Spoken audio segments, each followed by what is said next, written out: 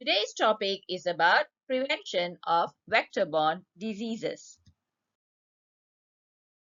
In our STPM syllabus, Chapter 13, Subtopic 13.2 Dengue and 13.5 Malaria, we shall be focusing specifically to Part C, where we have to learn how we can prevent these vector-borne diseases socially, economically, as well as biologically.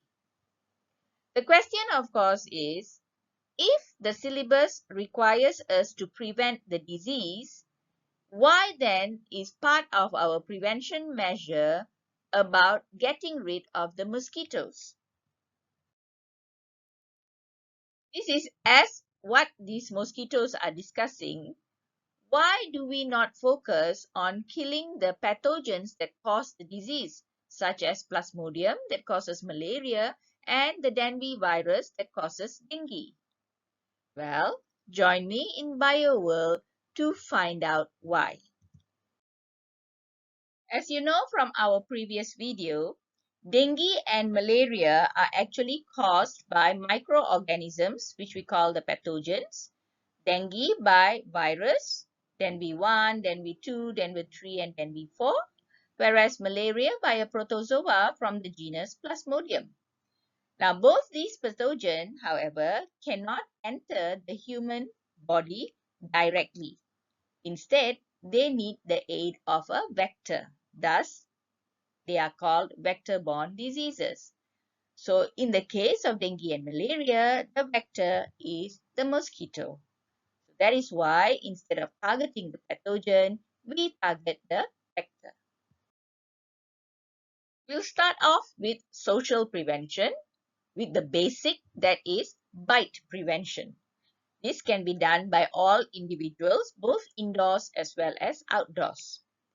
For indoors, we can ensure that our windows are fitted with insect screen that will prevent the mosquitoes from entering.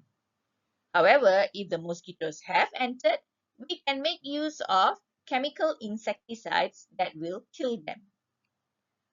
When outdoors, we have to time our activities. Do not do activities between dusk, night, and dawn because that is when the Anopheles mosquitoes that cause malaria are most active. Meanwhile, if you want to prevent dengue, then you will have to avoid daytime activities, especially near shady areas, because that is where the Aedes mosquitoes can be found. Even the attire you choose is also important, whereby you must make sure you are moving around using long-sleeved shirts and long pants. And the color you choose is also important because black happens to be a color that the mosquitoes like. So it's best that you dress yourself in white or light color clothing. Let's move on to the second social prevention, that is by eliminating mosquito habitats. This can be done individually, but it is best practiced by the whole community. Why this is important is because the pregnant female mosquito is always looking for still water to lay her eggs. So, if you have water containers filled with water, you are encouraged to cover these containers so that the mosquitoes cannot fly into the water. If you have drains with stagnant water like this, of course the mosquito is encouraged to come and lay eggs here. So make sure your drains are not blocked so that there is no water collecting in the drain.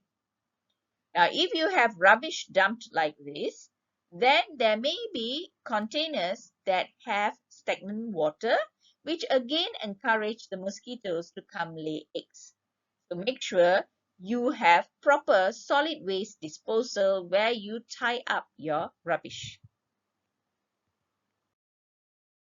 As I mentioned earlier, elimination of mosquito habitats can of course be done individually, but it is best observed by the whole community, where you can have events involving gotong royong, that is communal cleaning activities involving the whole neighborhood. Let's move on to the third example of social prevention, where it involves education and awareness. This can be promoted by specific agencies concerned with health. They can carry out public awareness campaigns, or they can distribute leaflets and brochures as well as advertise on your television or radio, or more recently now in social media.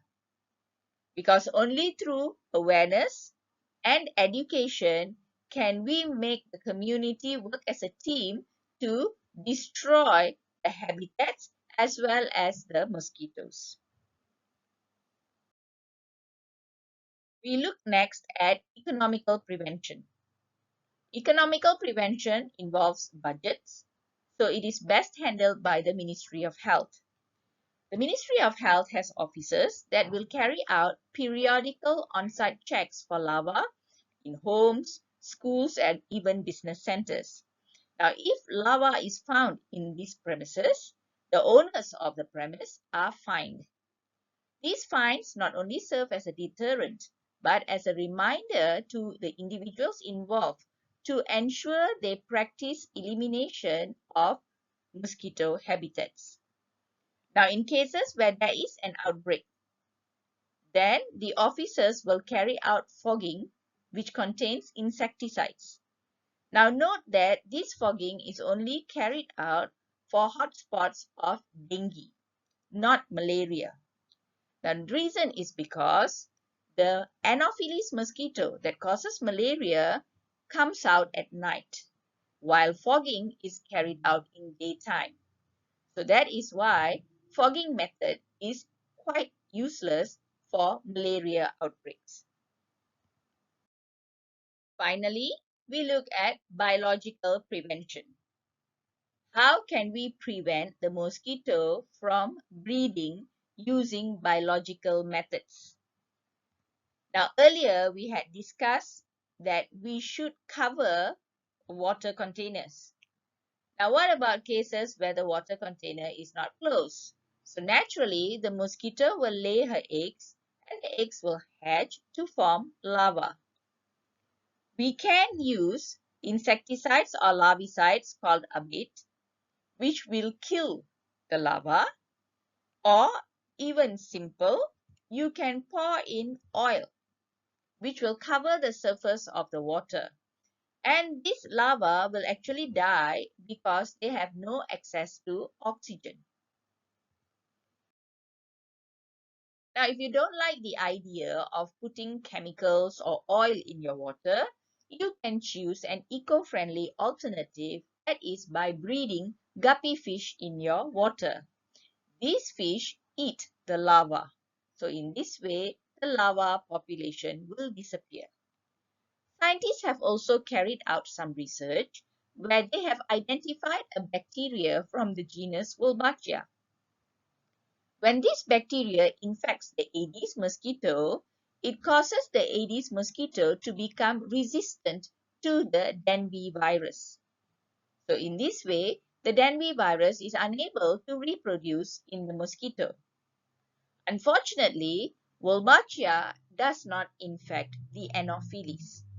So this does not resolve the problem of malaria infections. It is only useful for dengue prevention. Researchers have continued to find other methods.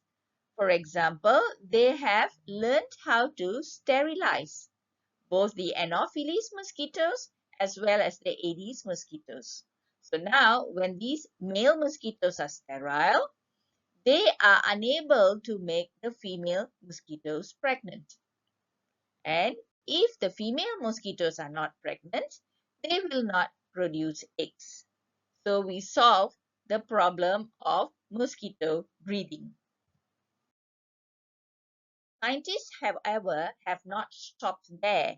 They have continued to do more research and they have come up with vaccines. In chapter 12, we have been introduced to vaccines, whereby vaccines can help prevent an individual from getting any infection. These vaccines have been produced for dengue, where they have combined the 4 dengue viruses and weakened them to make a vaccine. So when individuals are injected with the dengue vaccine, their body already forms antibodies that can detect an actual dengue virus, thus preventing us from getting infected. Unfortunately, a vaccine for malaria is still being researched. You may wonder why. The problem lies in the plasmodium that causes malaria. Firstly, there are many different species of plasmodium. The scientists will have to identify all of the different species before they can create a vaccine. Secondly, the plasmodium constantly changes its epitopes. Therefore, a variety of antibodies will be required to neutralize these pathogens. And thirdly, you find the plasmodium does not remain in the blood, unlike the dengue virus. Plasmodium happen to reproduce both in the liver of the patient as well as the erythrocyte of the patient. So whatever antibodies form will be unable to neutralize the plasmodium since they are hiding within the human organs. So now you understand why, if we want to prevent the disease, we have to first destroy the vectors. So that's all from me for now. Thank you and bye-bye.